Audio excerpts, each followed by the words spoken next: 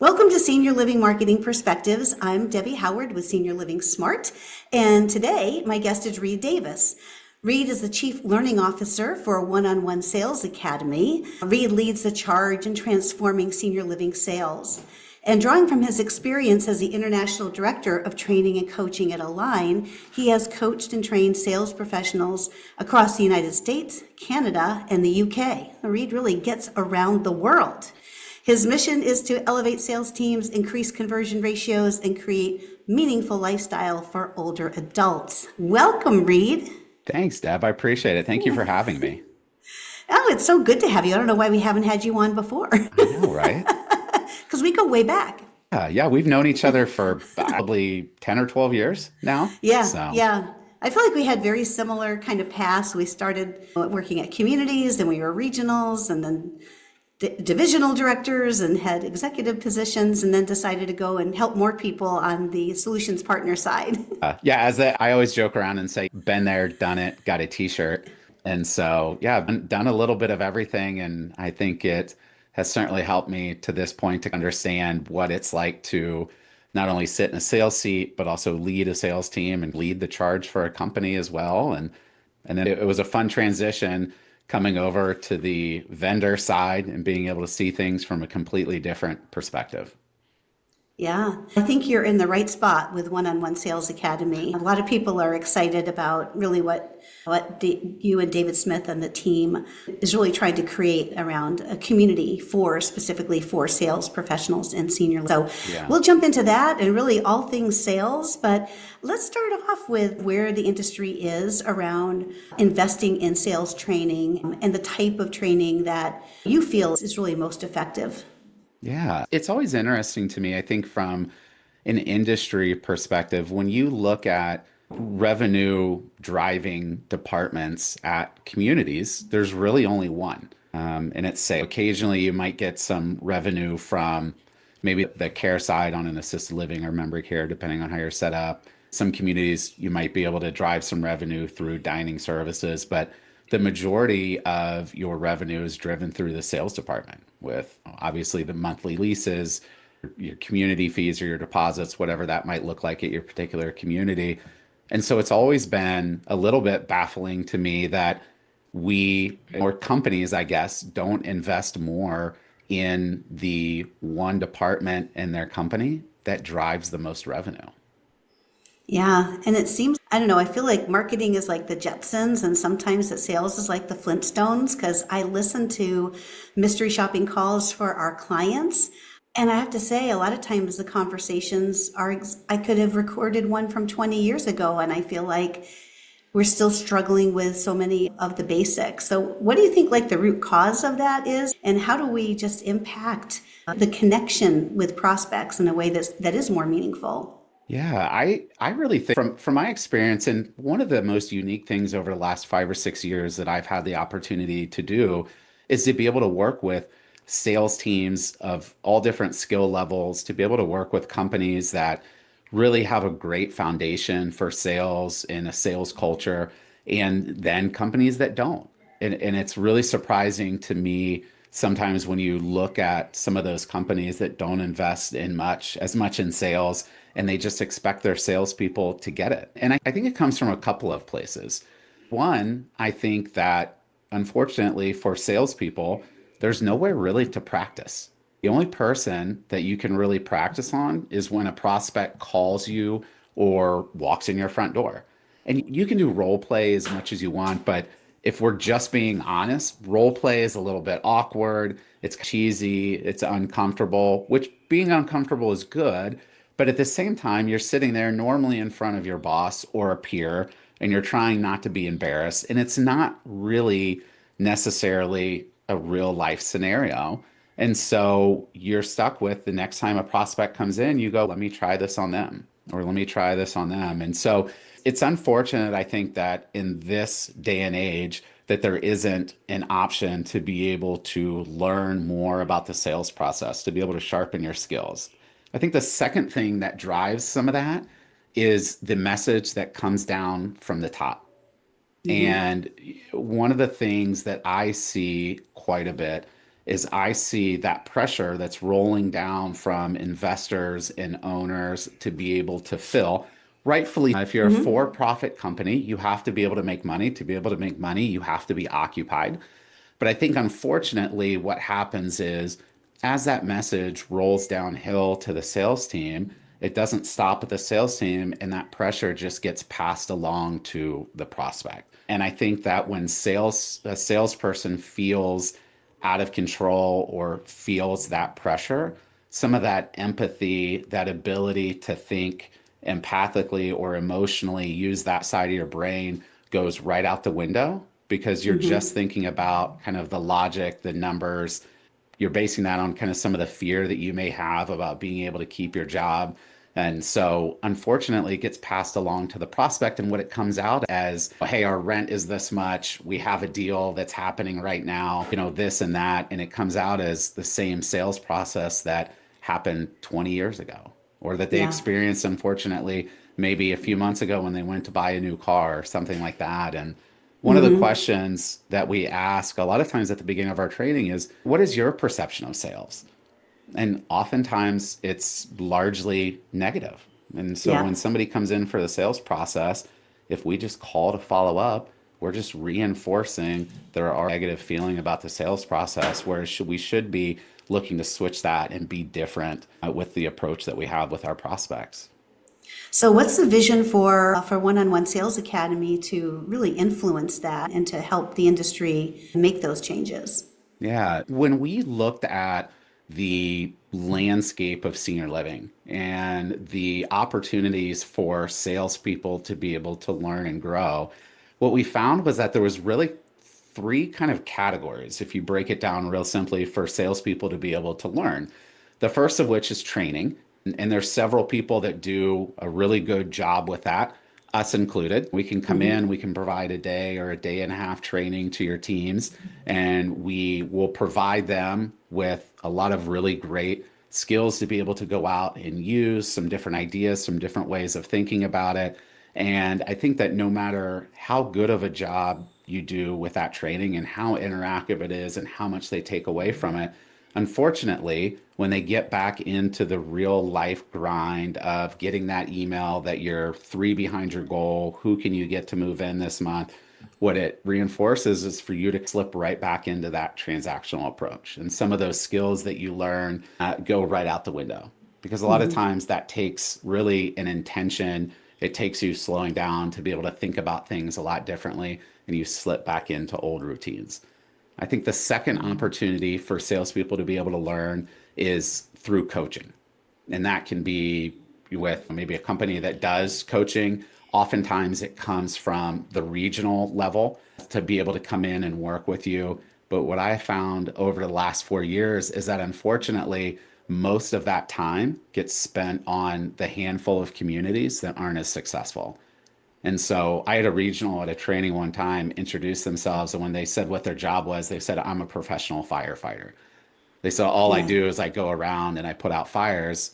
And I think that it's unfortunate because what happens is that your mid performing teams that really have the opportunity and the ability to perform at a higher level don't get as much attention. And then your high level performers, sometimes they like it, but they get left alone. And they're not Hmm. given the ability to be able to learn and grow and to continue to hone their skill.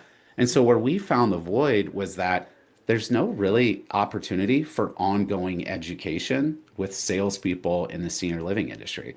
If you look at executive directors, they have to take CEUs, same things with the nurses. A lot of times, your kitchen staff, even your servers, have to continually do training to keep up on food safety and things like that. But in the sales world, you're just left on your own to either sink or swim.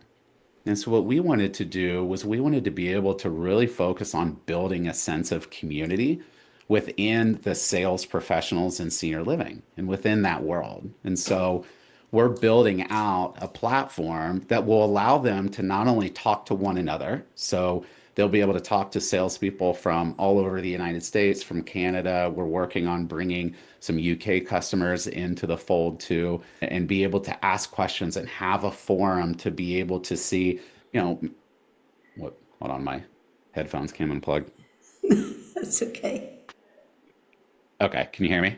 Yep. Okay. So to be able to provide them a place where they can go ask a question and maybe somebody in Canada can answer, maybe somebody in California can answer, and to be able to really build that sense of community, because oftentimes what we find is that there's a small sense of community maybe within a company and maybe one or two people that they can bounce ideas off of. But this is an opportunity for us as an industry. We're all in this to be able to help older folks. And we want to be able to help more older folks be able to come together. And so we're doing that while at the same time building out a platform where salespeople can go in, and whether it's on a daily basis or maybe it's 3 times a week, to be able to watch content in different forms, to be able to really understand the sales process and hone some of their skills.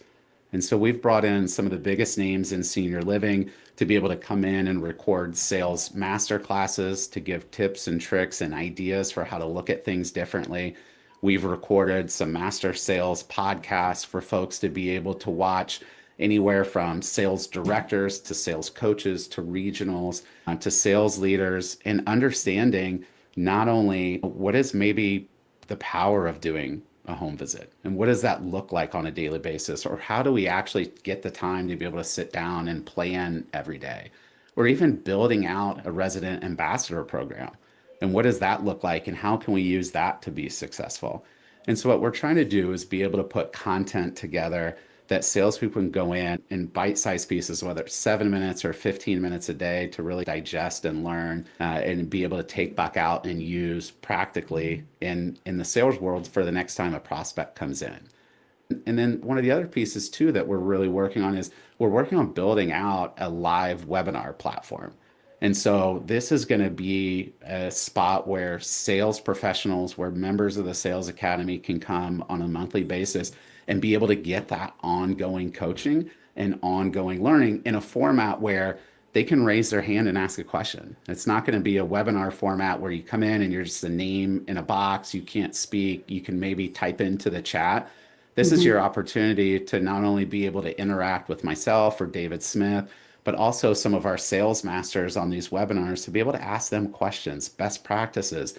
How can I put this into place during the day when I'm working with prospects to be able to help me close more? Because ultimately, what we want is to be able to provide resources for salespeople to be able to increase their conversion ratios, because there's a lot of focus on marketing and lead generation. And while that's important, there's really not a focus on being able to increase your conversion ratios. And that's where we're going to see the most success.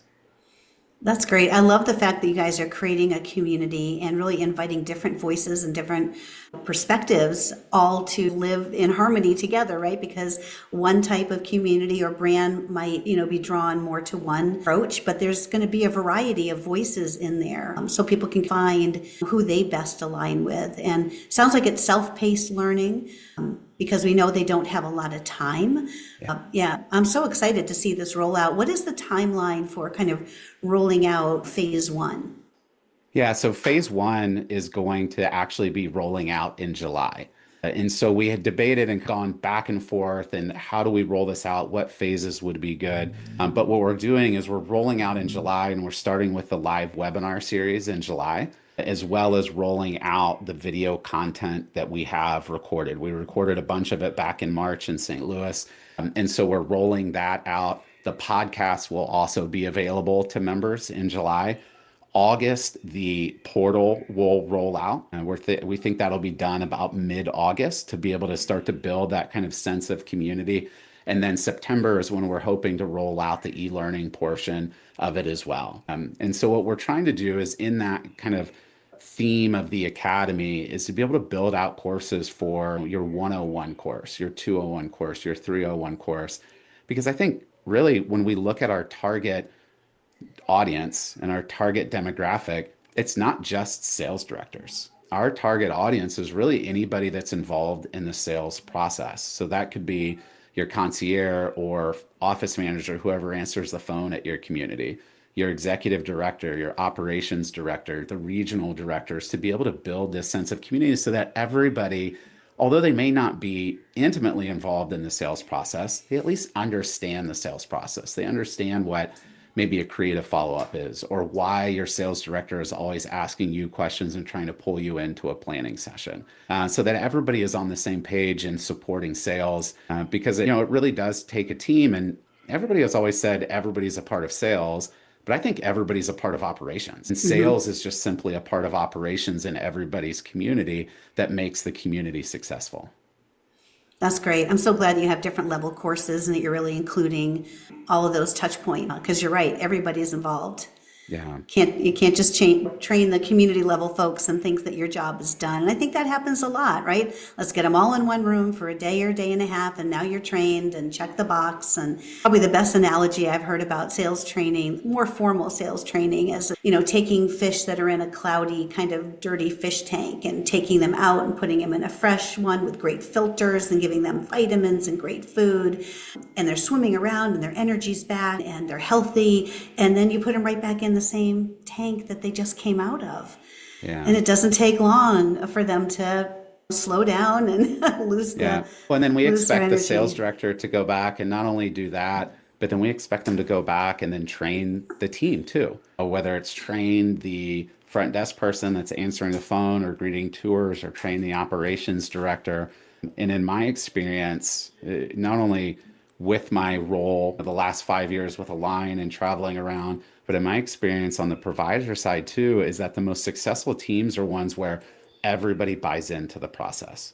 Because Yeah. I have never walked into a senior living community that was 100% full and it didn't have this just amazing energy vibe when you walked in. I know my great aunt lives in a community in Austin, Texas, and the way she talks about the wait list at her community to me makes it seem like she's trying to get me on it so that when I'm ready for a senior living community that I'll have a place to go. And she's like, the wait list here is 4 years long. Even if Yeah. you wanted to move in, you couldn't.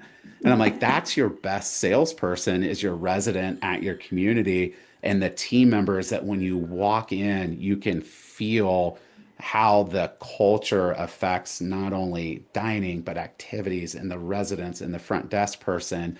And so to be able to involve all of those people and to be able to give them a platform to be able to learn, are they going to go in and use it on a daily basis? No, probably not. But that's why we're creating courses for them to be able to at least understand what the process is, because it really does take the entire team. And I've had chefs that have done great tours, I've had maintenance guys that have done great tours.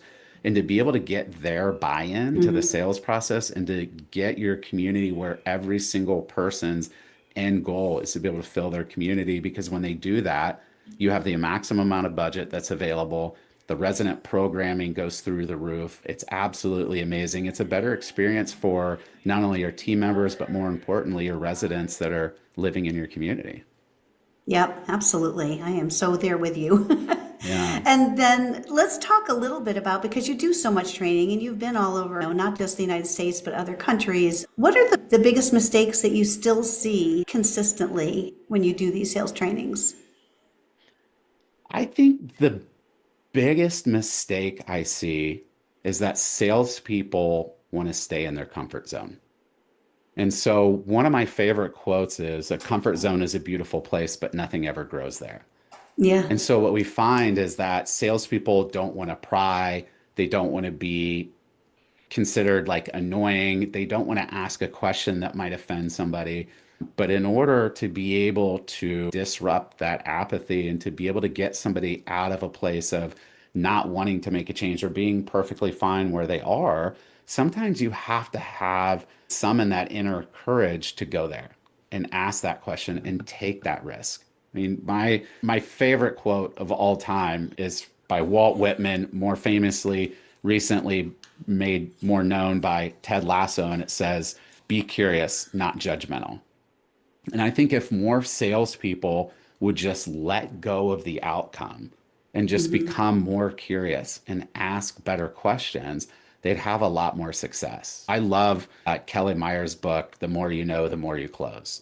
And I Yeah, think it's a it's great such a book. wonderful reminder that If you just simply ask better questions or ask more questions and be more curious, you'll close more sales. If you want to build that relationship, you have to first build trust. You have to let the person know that you really care about something other than just moving them in. But you have to be curious about who they are. How do they work? How do they make past decisions?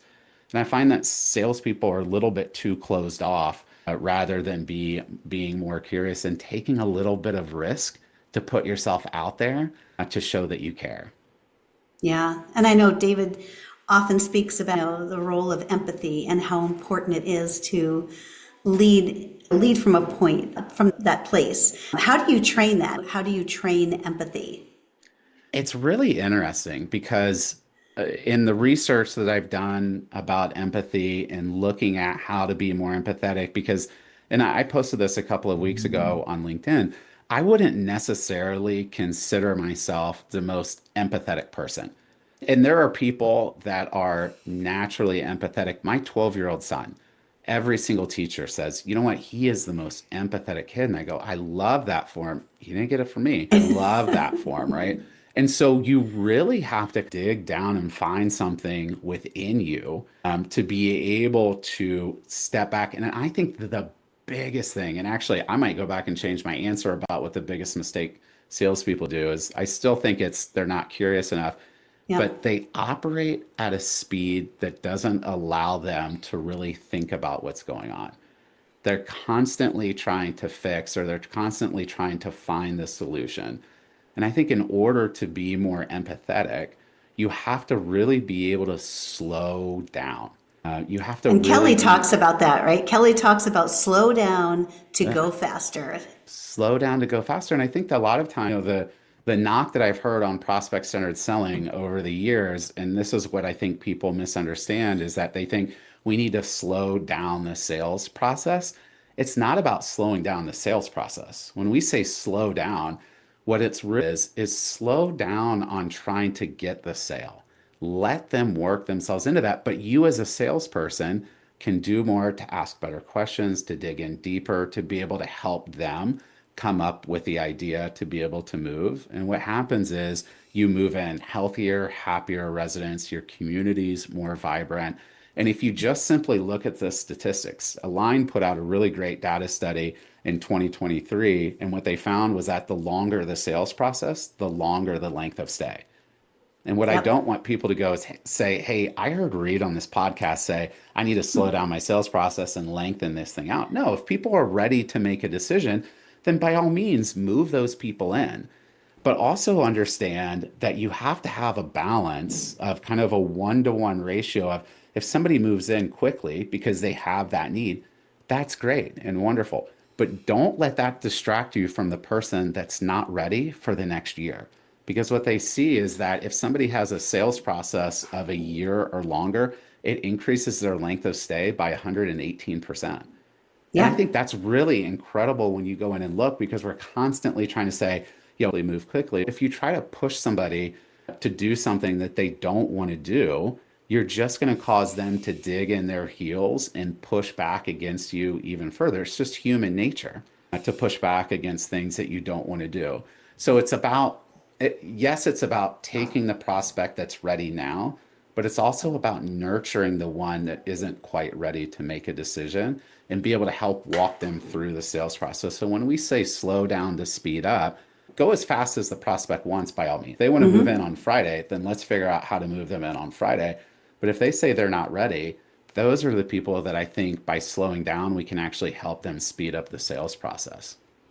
Yeah, and I think I remember a story that David used to refer to about it's really your intent, right? And how you're engaging with these prospects. So, the approach of, I believe he visited somebody who had a beautiful home with this great view. And instead of walking in with an intent to find reasons to move them in, right? Oh, you've got throw rugs, or this isn't safe, or the house is too big, or there are too many stairs. I think he took the approach of walking in and going, wow, this is just beautiful. Why would you ever leave here? Yeah. Yeah. And Yeah. that disarms, first of all, it just totally disarms the other person. And then they're telling you the things that are difficult for them, even in this beautiful setting that they're living in. And it's not, wrestling them. It's really them coming to you and explaining, yes, all of these things are wonderful about being here, but here are the things that I'm struggling with. Yeah. Yeah. It's about having them tell you why they should move, not you tell them. And there's Dr. William Miller, who was the one who came up with motivational interviewing. He wrote a book called Listening. It's such a great book. I would highly recommend it. It's actually a really short read. The chapters are no more than like 4 or 5 pages. And one of the things that he talks about in there is that oftentimes we put up our own barriers by the questions that we ask. Because what we're doing is we're listening to solve instead of listening to understand. And so the questions that we ask or the things that we say in response to the questions that we ask oftentimes can create roadblocks. And from a salesperson standpoint, I would say we're our own worst enemy. Oftentimes we create roadblocks in the sales process that might not be there if we just thought how we did it and asked some different questions. Yeah, because if you go in your typical sales process, my son is a really successful car salesman. He's one of the top two salesmen at his dealership. He's been there for 5 years. He's always been that way. And so we have some really interesting discussion kind of around the dinner table when he comes over for holidays to be able to talk about like the sales process. And they take the approach of, hey, on a scale of 1 to 10, like how ready are you to buy today? And if somebody says, I'm a 6, they'll say, why aren't you an 8? And Yeah. my thing is, like, if you ask them that, all they're doing is telling you all the reasons why they're not ready to buy. But if you were to ask somebody on a scale of 1 to 10, how ready are you to buy? And they said, I'm a 6. If you said, I'm curious why you're not a 4, they would start to tell you all the reasons why they're not a 4. My house is too much. I just had to mow my yard the other day and it really wasn't as enjoyable as it used to be. They're going to start telling you all the reasons that they want to move. And people believe more what they say than anything that you're going to say. And they Yeah. already have a little bit of this like skepticism when it comes to sales. And so if you just continue to reinforce that by having them tell you why not to move, you're not helping your process at all. And so if we just simply rethink things and try to get them, one of the things that David said is oftentimes in the sales process, we're trying to put information in and we're just constantly putting information into the prospect. But if we instead try to pull information out, we'd be a lot more successful because they reached out to you for a reason. They Yeah. didn't just decide to call your community on Wednesday afternoon because everything is hunky dory at home. There's a reason that they called. Now, whether or not they're going to move, that's a whole nother thing. But Yeah. oftentimes, as salespeople, we just assume because they called, they're going to move in. And that's just simply not the case. Yeah, and I think it also goes back to people make decisions emotionally and support them with information and facts and all the stuff that you're trying to put in. But if you're not connecting with them emotionally, they get paralyzed. They can't make a decision based on information alone. I don't know whether you've read Nancy Harhut's book about neuroscience and marketing. That's one I'll throw back at you. That would be Okay. amazing for you to read because it talks about the human brain is actually incapable of making a decision just based on information alone Yeah. and how the brain just stops and gets stuck until they can connect emotionally.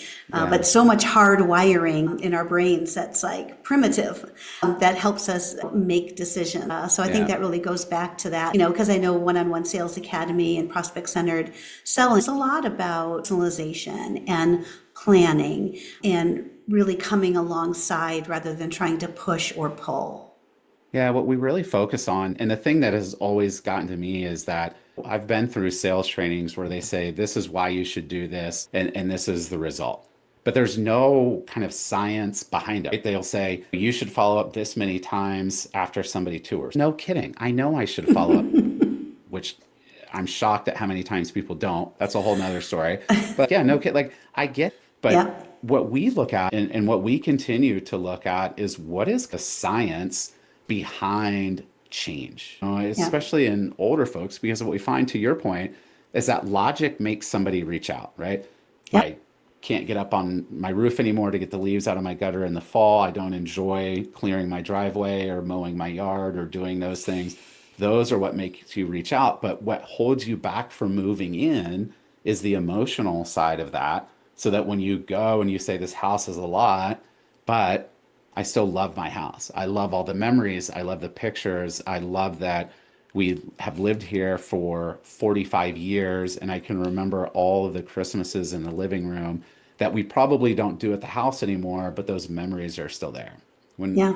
as part of the sales academy, we interviewed 6 residents at the Gatesworth and we did a resident panel. And one of the most interesting parts was, so out of the 6 residents, 5 of them had lived in their house for over 30 years.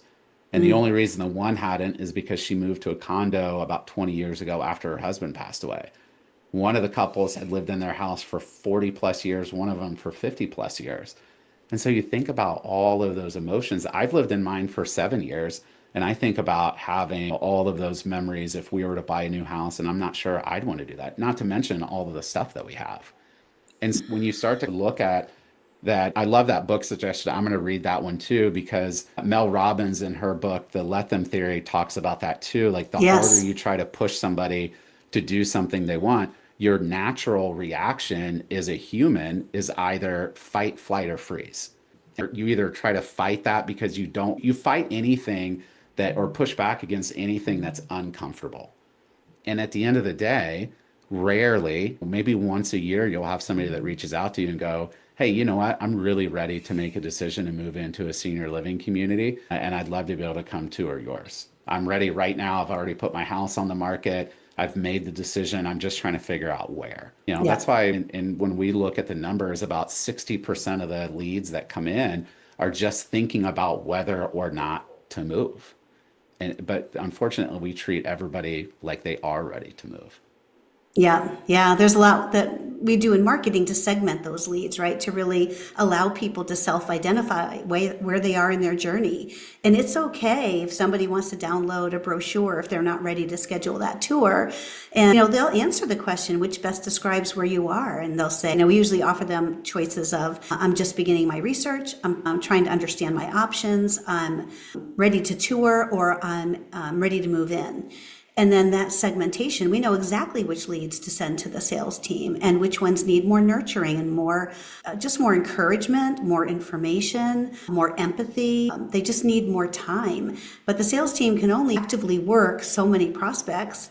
It's like 9 to 11 hours for one sale to be closed and 28 to 40 touch points. You can't do that in today's lead volume of 75 to 100 leads a month.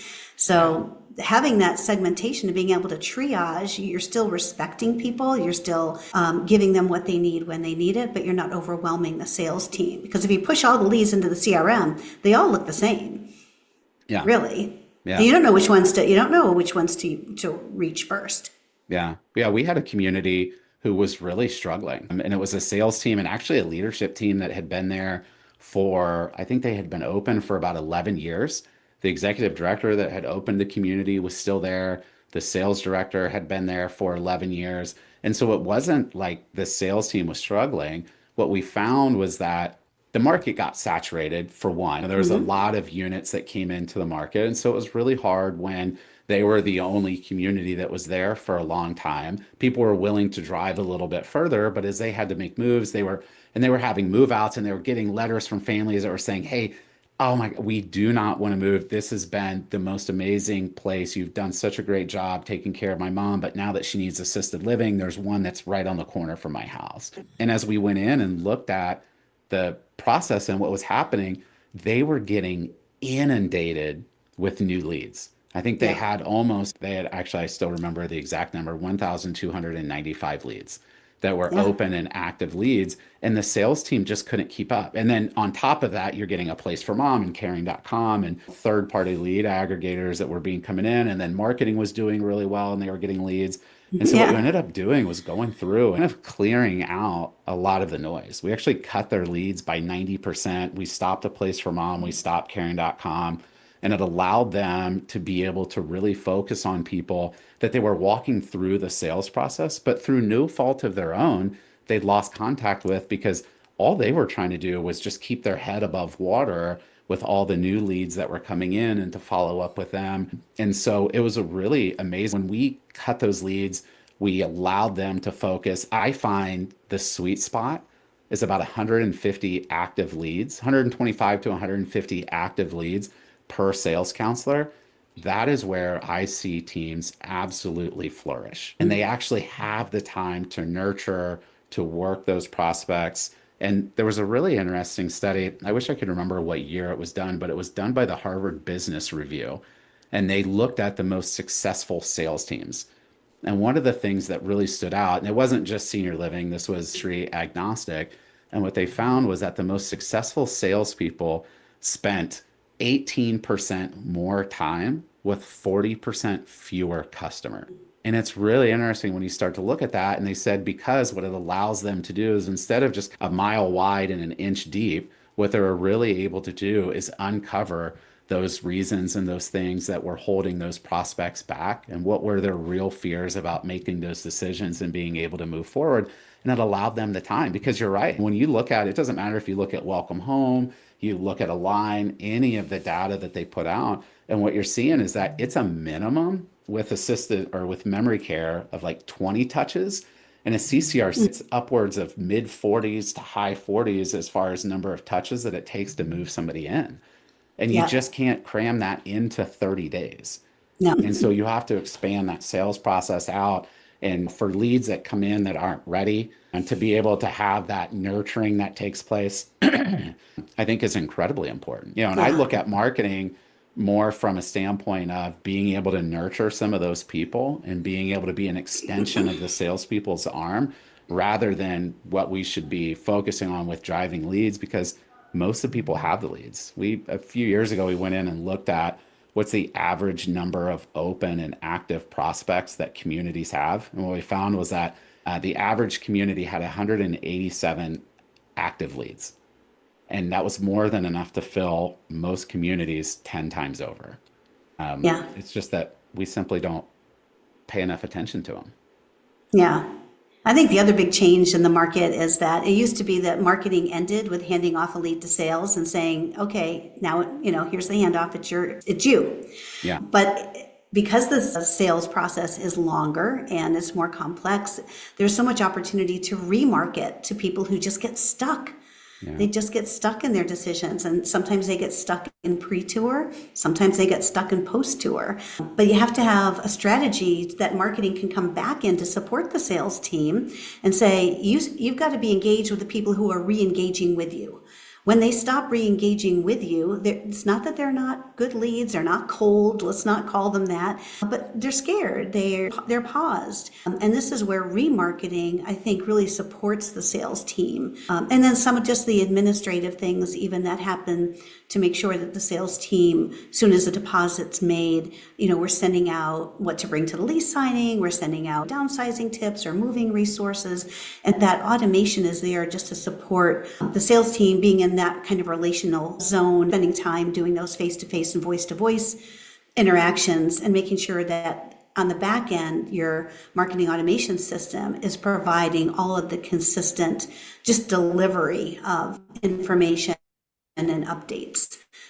So Yeah. it's very different. It's like marketing and sales, I think, are much more integrated than they used to be. Yeah, they are. And I think a big mistake that salespeople make is they close their leads too early because they're Yeah. not getting back to them or they haven't followed back up. And in this day and age, 15 years ago, there was two ways somebody could get information about their community. They could either call you or they could walk in your front door. Both of them required you to talk to somebody. These days, you can go through a place for mom, you can go through caring.com, you can go through and fill out a website form, you can chat, whether it's an AI chat or a real person chat. I prefer real people chat, but like any way that you can be able to do it, there's all these different ways to be able to, what I call passively inquire. And Yeah. so the flip side of that is that with the marketing side of it, there's a lot more information that we can provide in a lot gentler forum too. So instead of me as the salesperson where they go, of course, this person's, oh, Reed's emailing me again from the sales department, it can be the community passing on some helpful tips about whether maybe it's downsizing or just about the emotional process that you go through to be able to make that decision.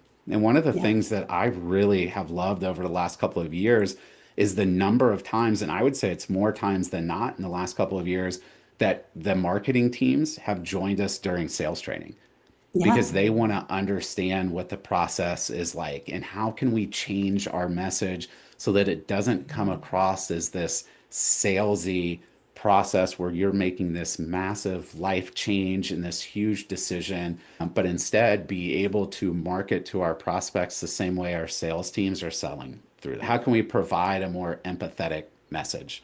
How can we provide resources for people that are going through this that aren't just focused on them moving into our community, but how do we support them as an older adult? And it always tickles me when we are joined by the marketing people because I think it's such a great idea to be able to bring and meld those two messages so that when they do come into the community, it's a seamless process. Yeah, and the voice has to be consistent, right? And so prospect-centered selling starts with prospect-centered marketing. So it's that alignment is more important than ever.